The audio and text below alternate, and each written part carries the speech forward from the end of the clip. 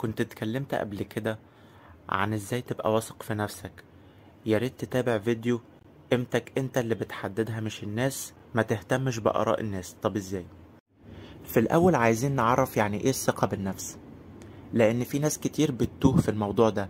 يعني ايه الثقة بالنفس؟ هي انك تكون مؤمن بمهاراتك وكفاءاتك وقدراتك إيمان كامل من غير مبالغة ولا تقليل.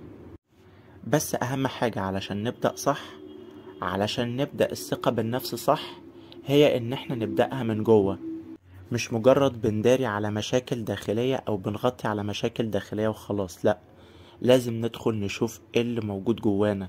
هل مثلا في افكار مثلا سلبية او معتقدات سلبية جواك انت اخدتها؟ مثلا مامتك كانت قالتها لك عنك وانت صغير، حد مثلا ضايقك في المدرسة وانت صغير وقالها لك، باباك مثلا قالها لك، قال قالك مثلا انت عمرك ما هتعمل فلوس كتير، قالك انت عمرك ما هتعرف تكون صداقات كويسة، انت عمرك ما هتتجوز جوازة كويسة، الناس دايما هتستغلك. فشوف دايما ايه المعتقدات السلبية اللي اتزرعت جواك.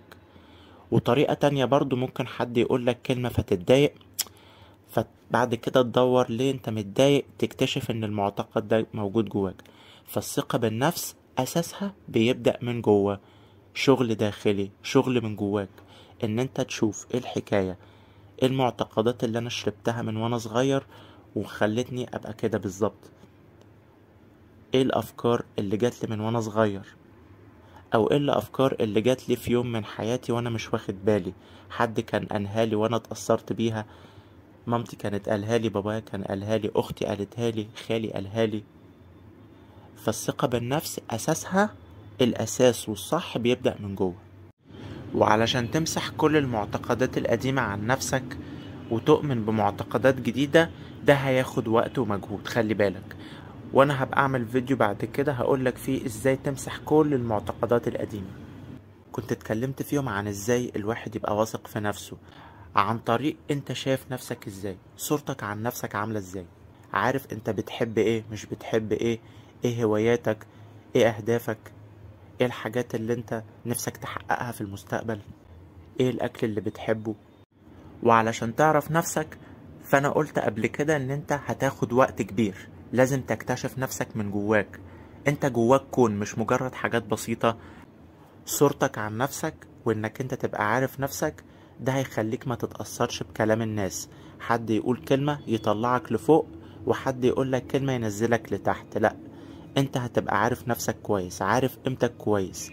لما انت تحط قيمة نفسك، ساعتها هتبقى قيمة ثابتة، مش هتتأثر بكلام اي حد حواليك. حط دايما قيمة غالية لنفسك.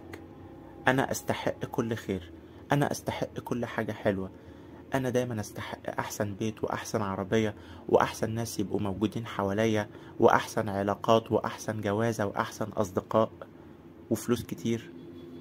مش المفروض اكون وسط ناس مش بتحترمني او ناس بتأذيني، لازم اختار دايما ناس كويسة حواليا وناس طيبة. ما تهتمش بآراء الناس، لا بآرائهم الإيجابية ولا بآرائهم السلبية. لو أي حد قال رأيه السلبي فيك، أنت عارف نفسك من جوه. ولو أي حد قال مثلا رأي إيجابي فيك أو رأي كويس فيك، برضو أنت عارف نفسك، وعارف أن أنت أكيد أحسن من كده بكتير. لما تتعود طول الوقت أنك تسمع مدح من الناس أو كلام حلو من الناس، بتخلي السعادة بتاعتك مرتبطة بكلام الناس. ده إدمان، وهيخلي الإيجو عندك أو الأنا عندك يقعد يكبر كل شوية. والأنا لما بيكبر عمره ما بيرضى أبدا. كلام الناس الحلو او المدح دي تعتبر سعادة لحظية، زي مثلا انك تتابع ماتش كورة او تاكل اكلتك الحلوة، زي مثلا انك تتابع ماتش كورة او تاكل اكلتك الحلوة او تشوف المسلسل اللي انت بتحبه او تشرب كوباية قهوة. كل الحاجات دي سعادة لحظية، مفيش مانع انك تعملها من وقت للتاني، مفيش مانع انك انت تسمع كلمة حلوة من وقت للتاني، لكن ما تخليش السعادة بتاعتك مرتبطة بالكلام الحلو او بالسعادة اللحظية. وقلت ان انت مش محتاج اي سبب او اي هدف او اي انجاز انت عملته او اي حاجة عندك علشان خاطر تبقى واثق في نفسك. خليك واثق في نفسك من غير اي حاجة، من غير اي سبب. بس خلي بالك، لما بقولك خليك واثق في نفسك من غير اي سبب، ده بيكون الاساس، دي الشرارة الاولى. بعد كده الثقة بالنفس بتقدر تقويها بقى عن طريق لعب الرياضة، عن طريق انك تحقق انجازات معينة، عن طريق انك تحقق اهداف معينة، تعمل علاقات كويسة. يبقى الثقة بالنفس لازم الاساس بتاعها يكون ان انت مش محتاج سبب علشان خاطر تبنيها، وبعد كده الجزء التاني هو انك انت تحقق هدف معين او انجاز معين. لازم تدرب نفسك كويس جدا على الثقة بالنفس. لما تكون واثق في نفسك هتحقق نجاحات ما كنتش بتحققها قبل كده. ولو انت حابب تبقى قائد او مدير في شغلك، الثقة بالنفس هتمكنك من ان انت تبقى مدير ناجح او قائد ناجح. هتحسن علاقاتك مع الناس كلها، وهتقدر تبني علاقات احسن من علاقاتك قبل كده، سواء صداقة ولا جواز. وهتحس بسعادة داخلية وهدوء وراحة بال، مش هتحس بصراع نفسي ابدا.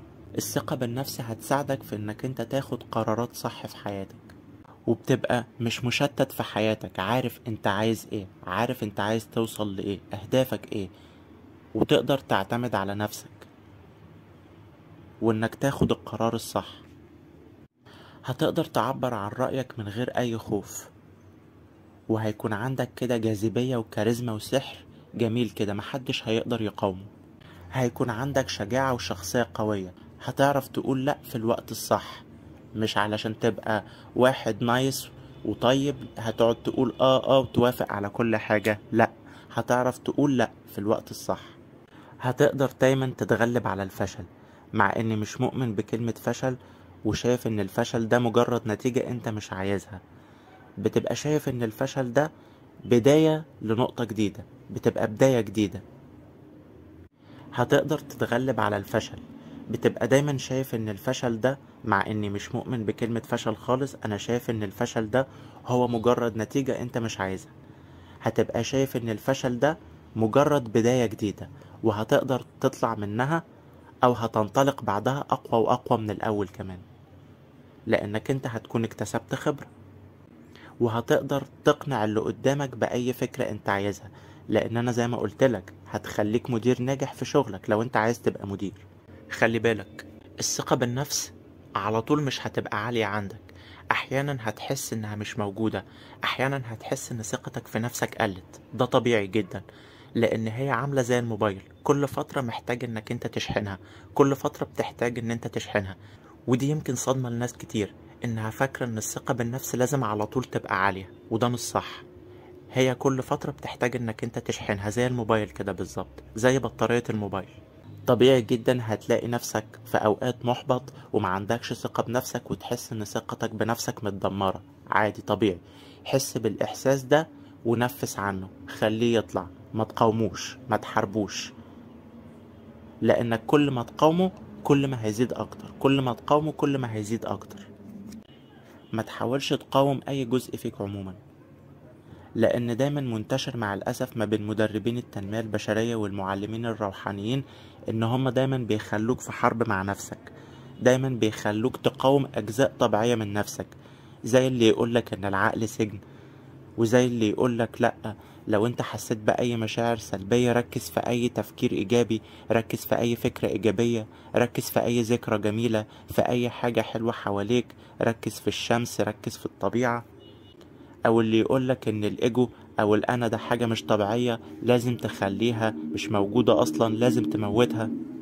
بص، دايما في مدربين تنمية بشرية كتير ومعلمين روحانيين بيخلوك في حرب مع نفسك، تبقى قاعد كده حاسس بان في حرب داخلية، مش قاعد حاسس براحة بال ولا سعادة ولا بأي حاجة. لو حسيت بأي مشاعر سلبية عادي جدا، لو حسيت بإحباط طلعه، سواء بانك انت تكتبه او تغنيه او تفضفض لأي حد انت بتحبه جدا، عادي جدا، مفيش اي مشكلة. او انك انت حتى يعني هقولك على تكنيك ممكن يكون مضحك شوية، وهو انك انت ممكن تمسك المخدة وتقعد تضربها بوكسات.